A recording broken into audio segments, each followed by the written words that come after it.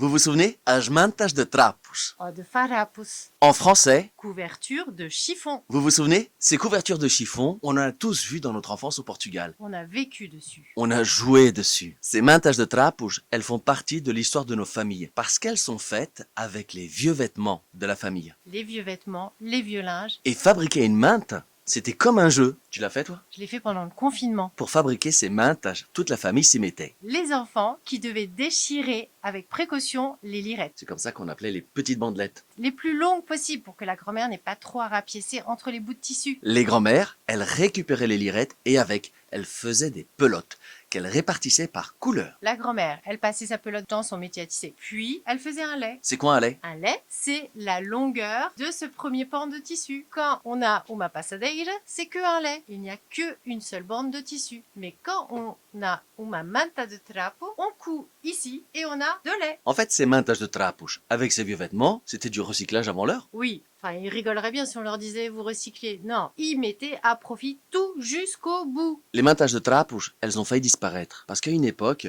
c'était les mantas des familles pauvres qui n'avaient pas beaucoup de moyens. Pas les moyens en tout cas de s'acheter des nouvelles choses. Mais parfois elles sont dans les caves, elles sont dans une vieille armoire ou sous le lit. Et surtout dans les coffres. Allez les rechercher dans les coffres. Elles sont sublimes et elles demandent qu'à être utilisées.